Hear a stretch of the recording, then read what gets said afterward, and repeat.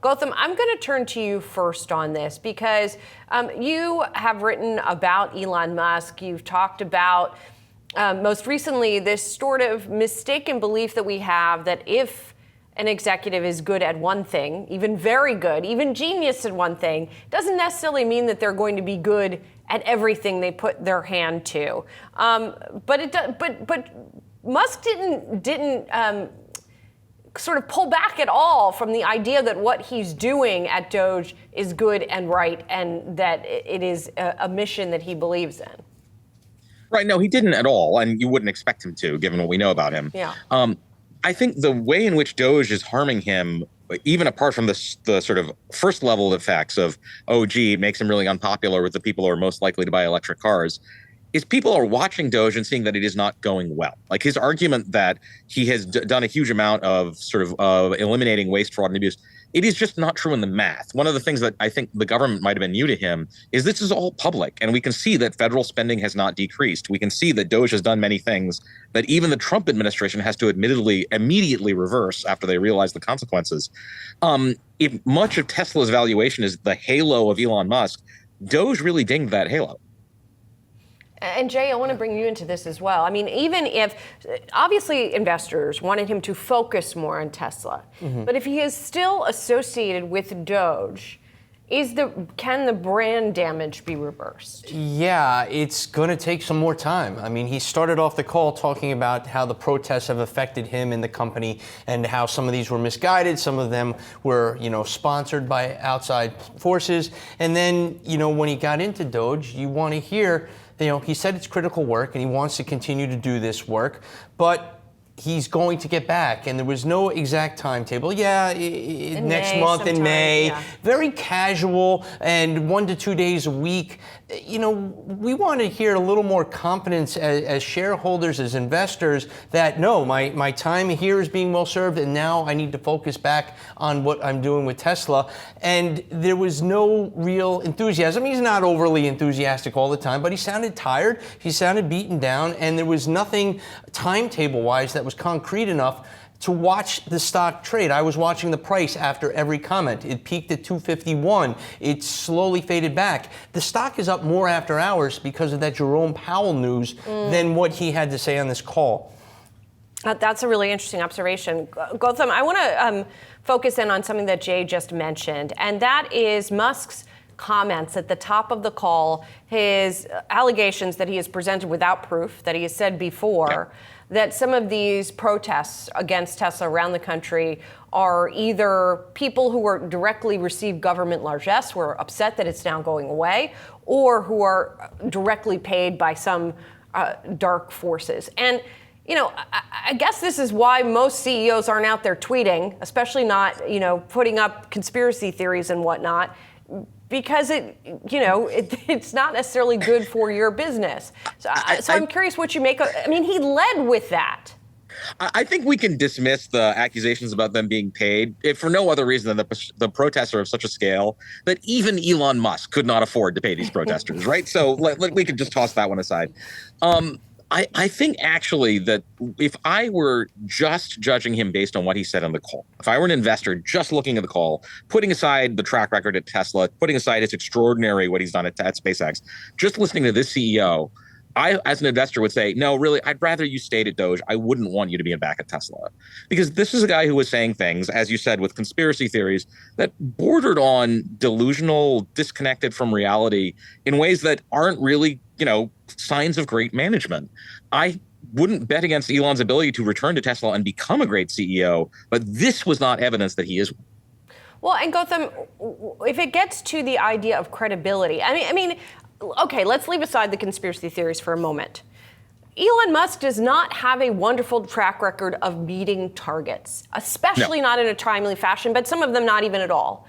And so when he says we'll be coming out with a lower cost car still by the end of the first half, or when he talks about potentially having autonomous driving being profitable by next year, or thousands of Optimus robots in Tesla's factories next year, how are we to take those comments?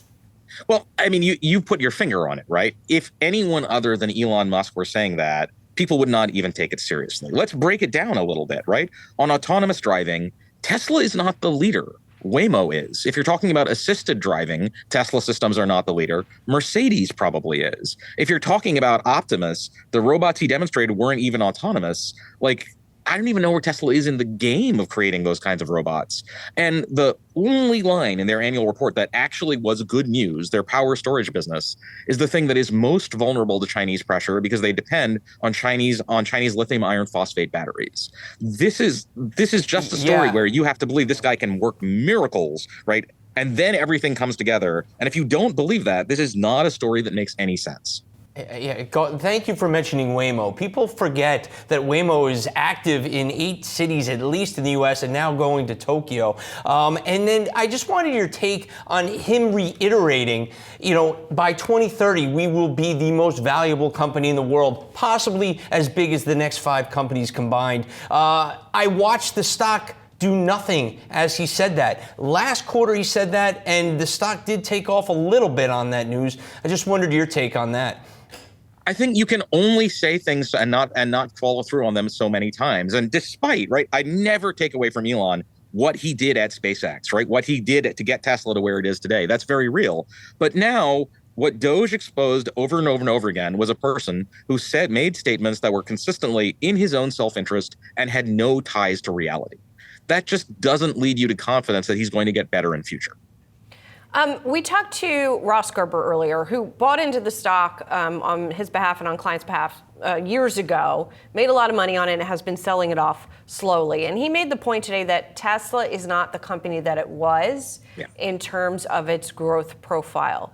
I guess if I'm an investor or a potential investor, what do I need to see at this point to show me that maybe that it is possible to get back to what Tesla was? You need to see a Tesla board, and I don't believe you will see this, but you need to see a Tesla board that puts in people who are able to restrain Elon Musk's worst instincts and enhance his best ones. And so there is no such thing as the leader who operates at peak performance without constraints. That person does not exist. And Tesla has just allowed Elon to operate without constraints for an extended period of time. And the board is derelict in not stepping in and saying, no, whatever magic pixie dust you have been able to bring to the board, now you need other people around you who can tell you, hey, canceling the $25,000 EV, this is a really bad idea. And we're just not going to do that, as one example. Yeah, and I was just curious your take when he talked about his relationship with the president. One of the things a lot of investors are out there, well, he's got the president's ear. He kind of backed down on his thought on tariffs. He treaded lightly on that subject. I just was curious what your take was. Did you expect him to be a little more combative, if you will, when it came to the tariffs on China? I did not, partly because this is such a vulnerability for Tesla. But let me give you a movie quote that maybe, since Elon loves epic fantasy, there is only one Lord of the Ring, and he does not share power.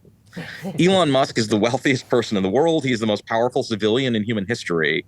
But he is not the president of the United States. And the difference between the president of the United States and Elon Musk is vast. And I think he learned that the hard way when Trump rejected his advice on tariffs. That vulnerability that's been exposed is very real. And the idea that Trump is going to sort of find ways to channel money to Tesla of such an extent to justify the valuation that it has. We're not talking about like a few billion here and there. We're talking about tens or hundreds of billions of dollars. When the scrutiny on that is so enormous, when Musk has already demonstrated himself to be an enormous political liability in Wisconsin, it's kind of hard to see how that's going to happen.